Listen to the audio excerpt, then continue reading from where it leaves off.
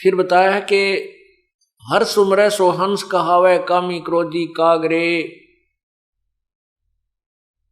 हर सुमरै सो हंस कहावै कामी क्रोधी कागरे, और भौरा ना भर में विष के वन में चलबे गमपुर बागरे। परमात्मा की भक्ति करता है उसे भक्त कहते हैं। हर सुमरै सो हंस कहावै कामी क्रोधी कागरे। हंस, एक अच्छे भगत को हंस के उपाधि से संबोधित किया जाता है। हंस,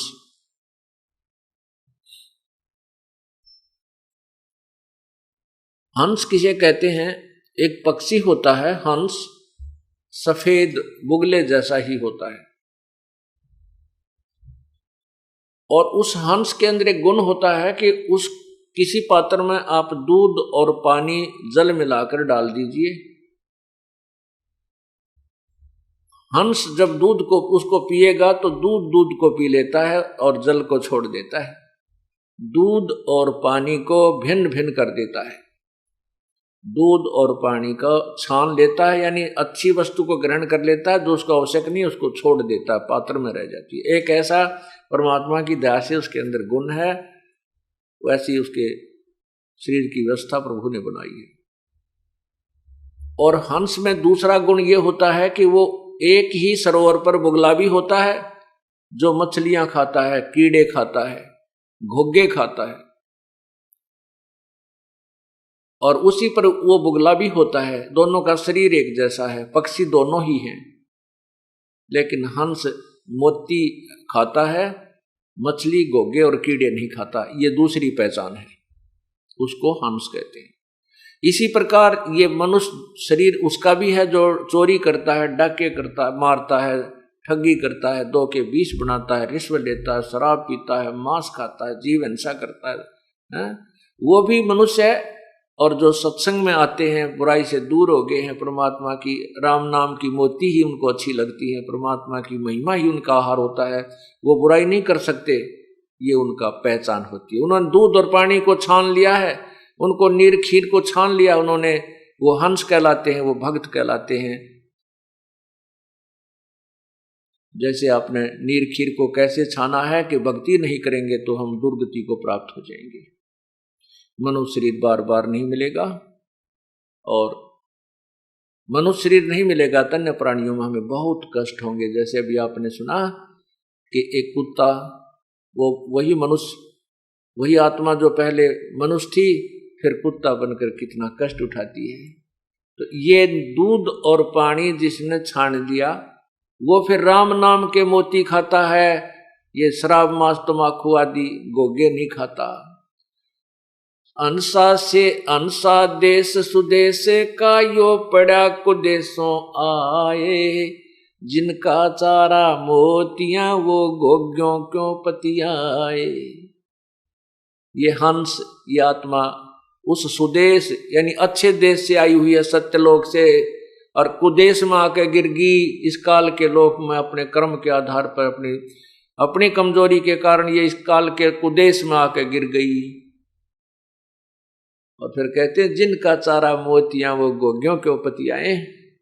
जिनका चारा हंसों का मोती खाना है वो घोंघे नहीं खाते। घोंघे आपने देखे होंगे शंखले से होते हैं, छोटे छोटे उनमें कीड़े होते हैं, मांस सा भरा होता है, ये बुगले तो उनको खाते हैं, लेकिन हंस नहीं खाता उनको।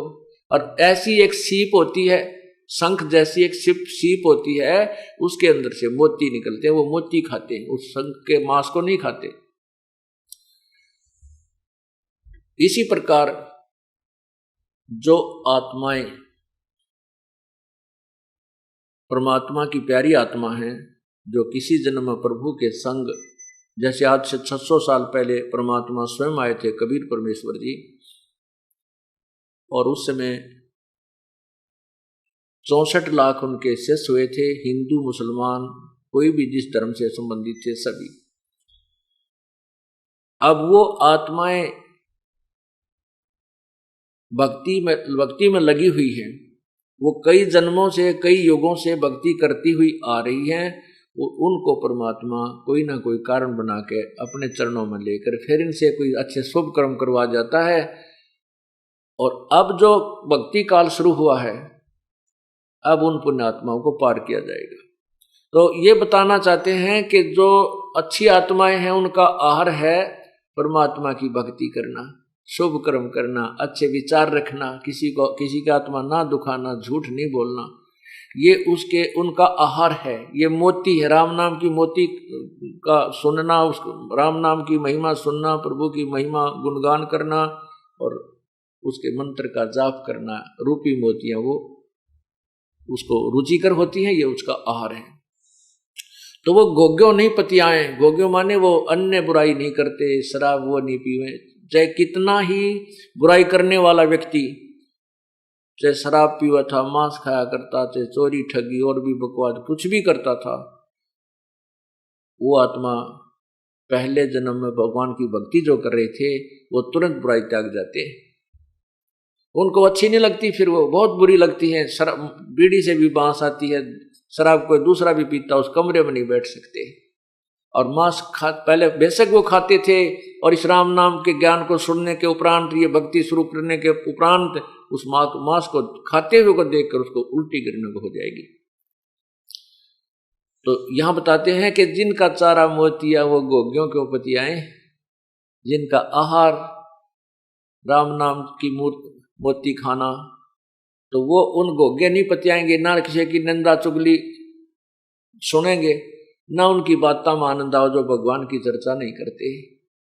जिसके अंदर भक्ति प्रवेश होगी तत्व ज्ञान के आधार से, वो चाहे कितना प्यारा रिश्तेदार हो, वो भी आपने बुरा तो नहीं लगेगा, लेकिन उसके साथ बात करना जी घड़ी को ना करे। ज्यादा समय तक उससे आप बात नहीं कर सकते, क्योंकि उसके अंदर जो बात निकलेंगी वो आपको स्वीकार्य नहीं होती, आपकी और उसकी तालमेल मिले को नहीं। आप चाहोगे कोई भक्ति की चर्चा करे, वो उठा के लाओगा, मेरा लड़का न्यू हो गया, उस लड़का ने उसके इतने नंबर आ गए, इसको उसको वहां दाखिला दिवाऊंगा, एक बात क्या रट्टा 1 घंटे तक लगा रहे। अब उस रिश्तेदार को ये भी नहीं कहा जा सकता भाई तू चला जा यहां से, वो तो 1 दिन रुक गया, 2 दिन उसकी मौज है।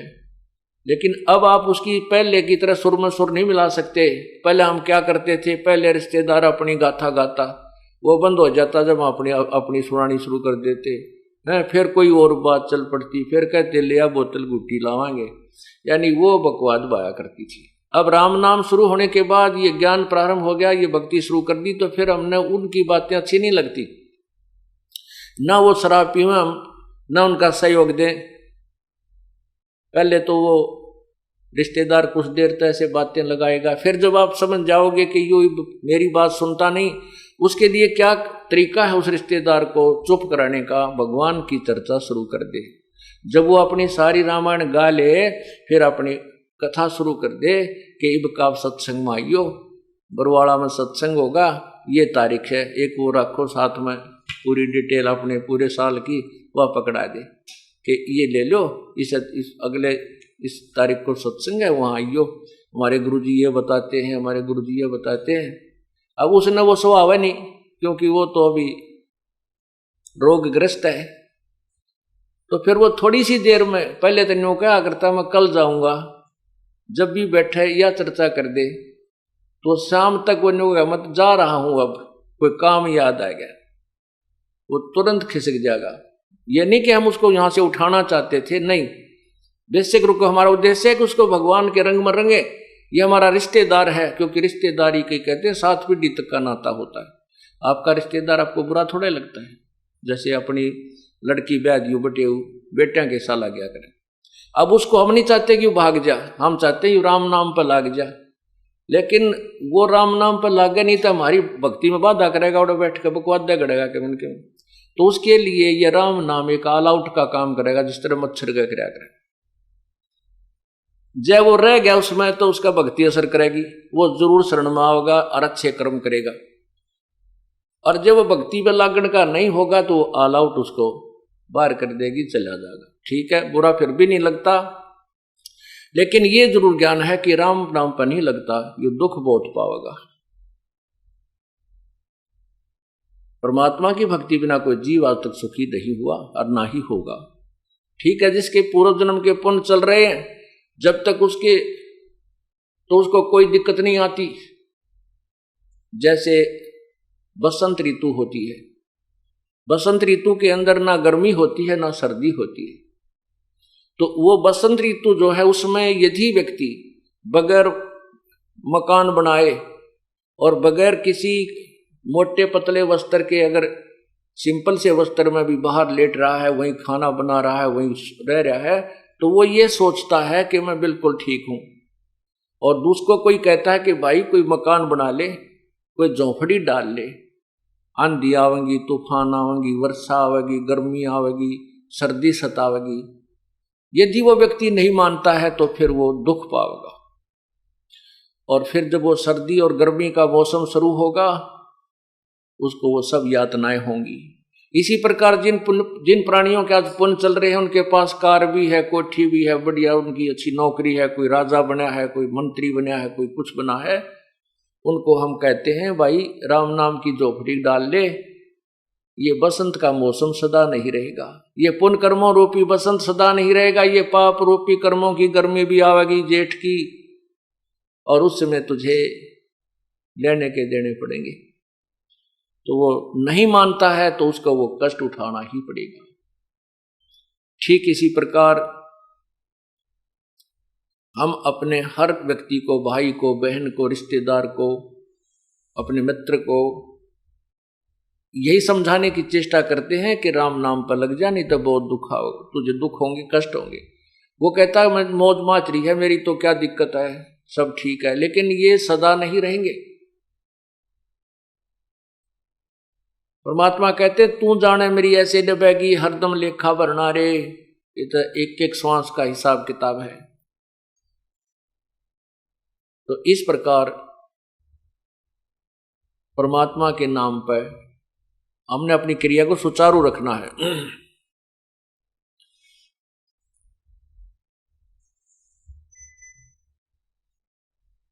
अब ये बताया कि इस हर सुमर सो हंस कहावे, कामी क्रोधी कागरे। अब हम हंस पदवी पर हो गए, हमने ये और बातें अच्छी नहीं लगती। फिर परमात्मा ने बताया है, संतों ने बताया है कि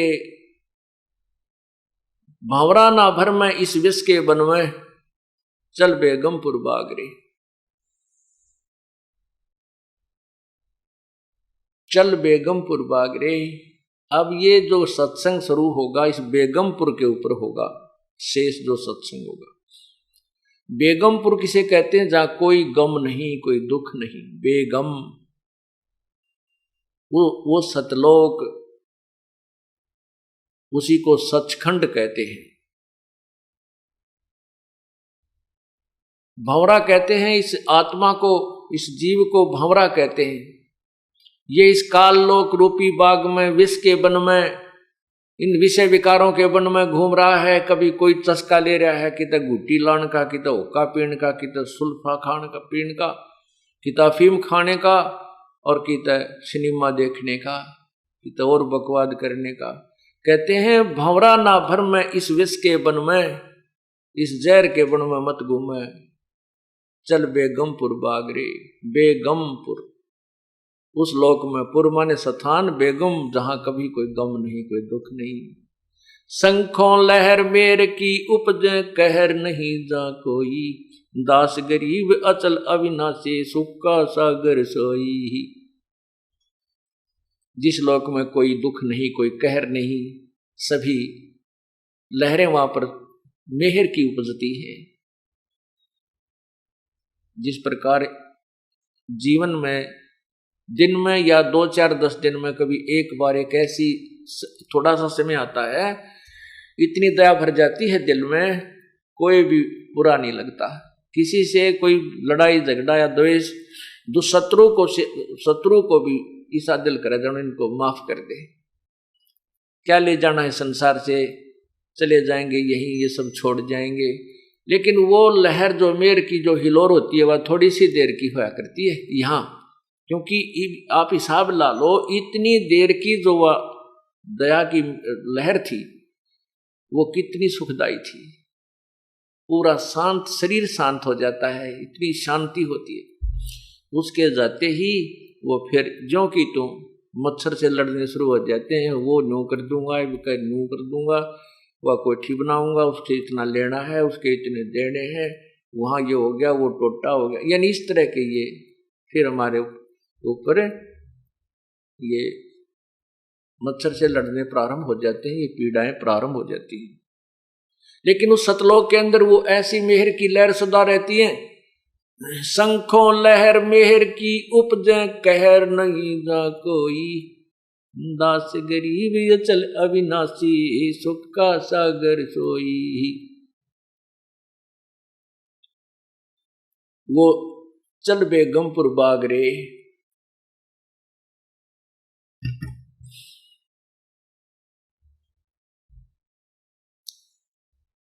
आगे बताया कि शब्द सैन सतगुरु की पहचानी,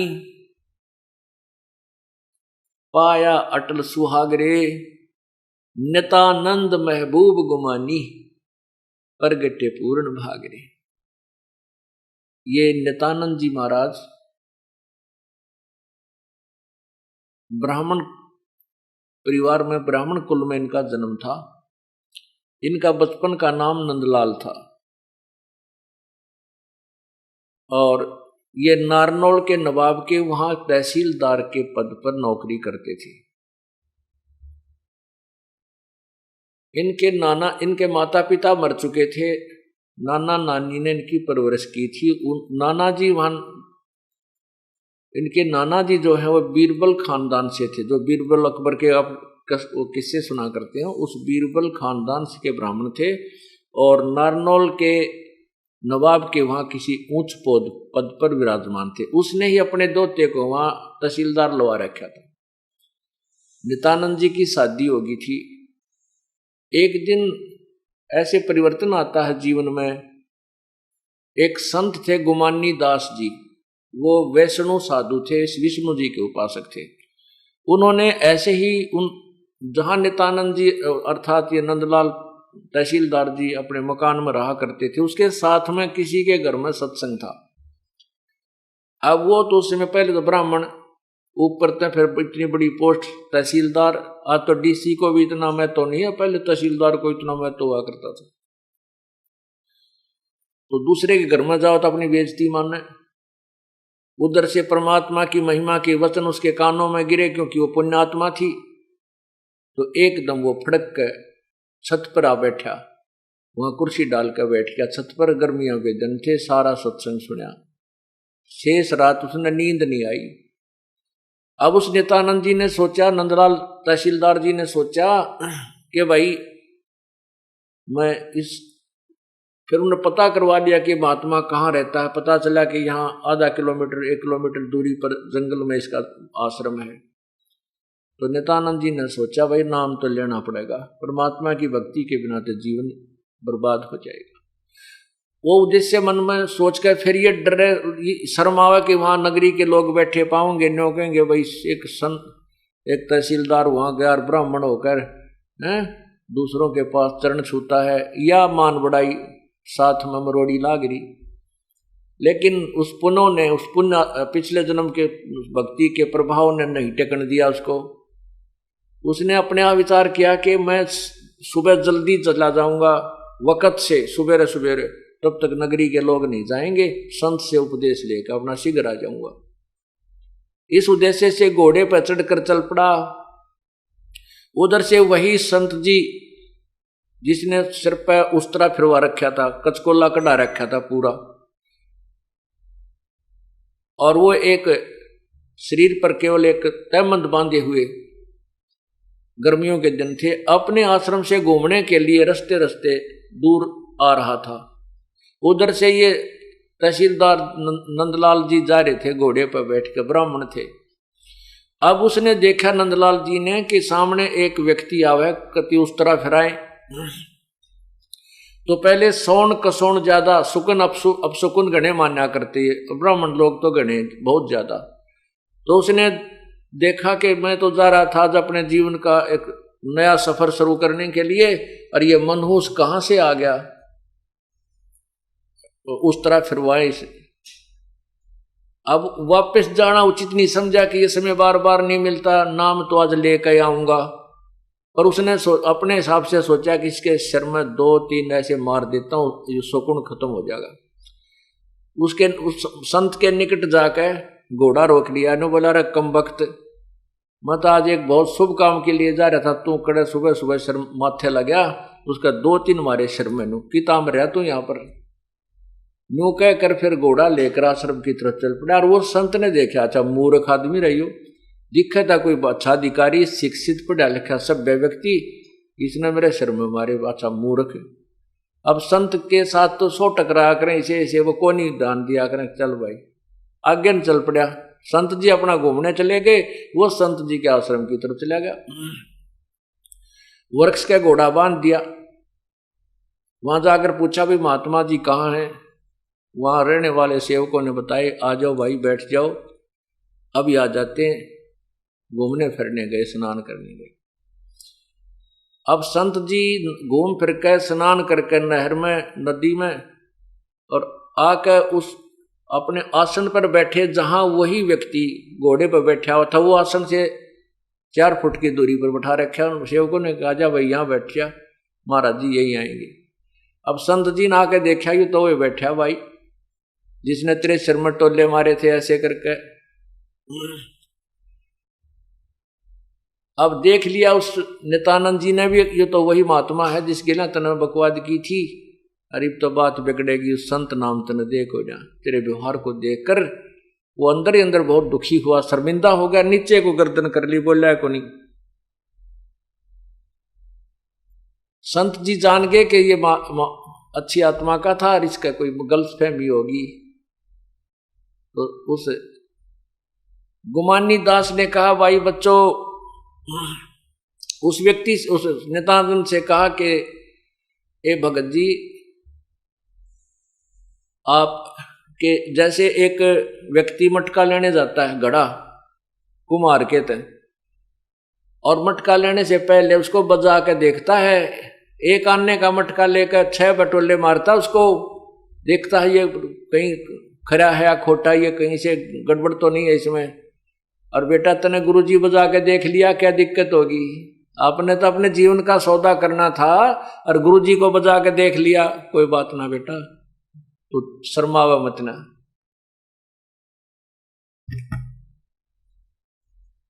नित्यानंद जी और नंदलाल जो तहसीलदार जी थे, महात्मा के चरणों में गिर गए कि हे दीनदयाल, आप सचमुच दयालु हैं, आपने मुझे माफ कर दिया। नहीं, मेरा ये दुष्कर्म माफ करने अक्षमा योग्य नहीं था। उनको उपदेश दिया। फिर उसकी इतनी लो लाग गई कि नौकरी से आते ही सीधा सत्संग में, आश्रम के वहां। ये उसकी पत्नी को गवारा नहीं हुआ, क्यों बहन को चिंता हो जाती है बगैर ज्ञान के कि बाबा बन जाएगा, घर छोड़ देगा, तेरी बिरयान माटी हो जाएगी। तो उस लड़की ने 1-2 बार उस महात्मा से कहा कि आप मेरे पति को यहाँ मत आने दिया करो, इनको कह दो यहाँ नहीं आवे। और आपने पता नहीं क्या खिला पिला दिया, ये घर में कम रहता है और आपके पास ज्यादा आता है। उसने कहा, बेटी मैंने कुछ नहीं कहा, इसका कोई पिछला संस्कार है, और आप भी भक्ति करो बेटा, भक्ति किया करें, परमात्मा का नाम ले। वह तो नहीं मानी, लेकिन इतना विरोध करने लगी कि एक दिन नित्यानंद जी सुबह सुबह जल्दी जाते थे दर्शन करने, उससे भी पहले उठकर वो घर से निकलकर दूसरी साइड से महात्मा के आसन पर जा बैठी जहां संत जी विराजमान होते थे। अब वो वहां पर गया, उसने देखा कि यह तो भगतनी बैठी है, बड़ी शर्म आई उसने, क्या कहेंगे गुरुजी। तो वो इतने में गुरुजी आ गए, महात्मा जी से उस लड़की ने बहुत बुरा भला कहा। नंदलाल जी वापस आ गए उस बहन के साथ, उस समय कुछ नहीं बोले, लेकिन आत्मा में इतना दुख हो गया कि भगवान, या तो मेरे प्राण ले लो, या तो ये रास्ता नहीं मुझे बताना था प्रभु, और ये अधूरा रह गया तो मेरा जीवन व्यर्थ है। और या इस भगतमती के माटी संग वाले, या इसको सद्बुद्धि दे दे परमात्मा, या भी भक्ति कर ले। तो ऐसे महीना 20 दिन उनकी संघर्ष चलता रहा, 2 महीने 3 महीने चला। परमात्मा की कृपा हुई, वो बहन बीमार होगी। और 10-15 दिन के अंदर उसकी मृत्यु होगी। उसके बाद नंदलाल ने अपना घर भी त्याग दिया, नौकरी भी त्याग दी और महात्मा की दीक्षा लेकर के अपनी भक्ति करने लगा। उसने फिर यहाँ दादरी के पास 4-5 गांवों की एक सीमा लगती इकट्ठी, जैसे माजरा, बगेवा, बास, ये 2-3 गांव हैं, 4-5 गांव की एक सीमा है। वहाँ एक पहले जंगल बहुत बड़ा था, उसको जटेला जोड़ बोलते हैं। वहाँ करके उन्होंने अपनी शेष भक्ति की। अब देखो पुण्यात्मा नित्यानंद जैसे महापुरुष को यदि सतलोक का मार्ग मिल जाता तो वो तन मन धन से वहीं जाता, लेकिन उनको केवल वैष्णव साधु मिला। उसने जो ज्ञान दिया उसके आधार पर उसने अपना समर्पण कर दिया। मोक्ष नहीं हुआ नित्यानंद जी का, स्वर्ग तक की उसने साधना की, स्वर्ग में जाकर के फिर वापस आएगा। अब इन्होंने स्वर्ग को ही बेगमपुर मान रखा है, इस स्वर्ग को ही बेगमपुर यानी सतलोक मान रखा है। बेगमपुर माने वहां कोई दुख नहीं होता, नहीं कि और स्वर्ग में तो जितना दुख है कितना भी को नहीं। पहला दुख तो यह है कि हमारी जेब कटे, हमारा पुण्य समाप्त हो, सबसे बड़ा दुख हमारे साथ। फिर वहां पर भी यही राग द्वेष, खेचा ताणी, नाचने गाने, सारी बकवाद जो यहां नहीं है उपलब्ध, वो स्वर्ग के अंदर है। जैसे छोटे शहरों के रेस्टोरेंट में सभी सुविधा नहीं होती, तो बड़े शहरों के रेस्टोरेंटों में सारी बकवादें मिल जाती हैं, लेकिन वहां जाता है पैसे वाला ही, गरीब आदमी उन रेस्टोरेंटों में नहीं जा सकता। इसी प्रकार ये स्वर्ग रूपी और महास्वर्ग रूपी जो रेस्टोरेंट हैं, यहाँ पर उस राम नाम के वो धनी जाते हैं जिनकी कमाई गणी है, और वहां पर अपने पुण्य को खत्म करके फिर 84 लाख योनियों में आ जाते हैं। ये सिलसिला केवल सतलोक में जाने से ही समाप्त होगा, सचखंड में जाने से समाप्त होगा। उसके जाने की विधि आपको यहाँ बताई जाती है बरवाला सतलोक आश्रम में, और उसी से हम इसका छुटकारा पाएंगे। तो उस समय अब उस नित्यानंद जी महाराज ने क्या कहा था कि ब्राह्मण कुल में जन्म था मैं करता बहुत मरोड़, और गुरु गुमानी दास ने दिया कुबद गढ़ तोड़। ओए होए, आज हम छोटे सी कोई पोस्ट मिल जाती है, थोड़ा सा धन हो जाए, एक कोठी और कार हो जाती है, तो हम फूले नहीं समाते। जैसे समाज के हिसाब से उच्च जाति में जन्म हो जा और फिर धन चोखा हो जा, बढ़िया कोई पोस्ट या पैसे की व्यवस्था घनी हो जा, तो घनी मरोड़ हो जाती है हमारे अंदर। आज से 250 वर्ष 300 वर्ष पहले जब नित्यानंद जी थे, उसमें ब्राह्मण जाति को एक विशेष आदर दिया जाता था। छोटे से बालक ने भी दादा कहा करते। तो इस तरह उस कहते उस समय जब मैं इतना ऐसे ब्राह्मण कुल में जन्म था मैं करता बहुत मरोड़, बड़ा अभिमान किया करता था, और वो अभिमान मुझे नरक में डाल देता। वो कुबद का गढ़ था, उस कुबद के गढ़ ने उस संत ने तोड़ा, कुबद के गढ़ को संत ने तोड़ा, गुमानी दास गुरु ने तोड़ दिया, और मुझे एक इंसान बना दिया, एक भक्त बना दिया। ब्राह्मण कुल में जन्म था मैं करता बहुत मरोड़, और गुरु गुमानी दास ने वो दिया कुबद गढ़ तोड़े। फिर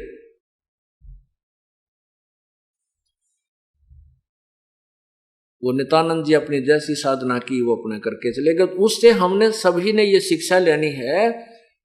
अब देखो, एक बच्चा किसी कोर्स में दाखिला ले रहा है, प्रवेश पा लिया, एक ने किसी कोर्स में पा लिया, जो जैसा कोर्स करेगा उसको उस वैसा ही बेनिफिट मिलेगा।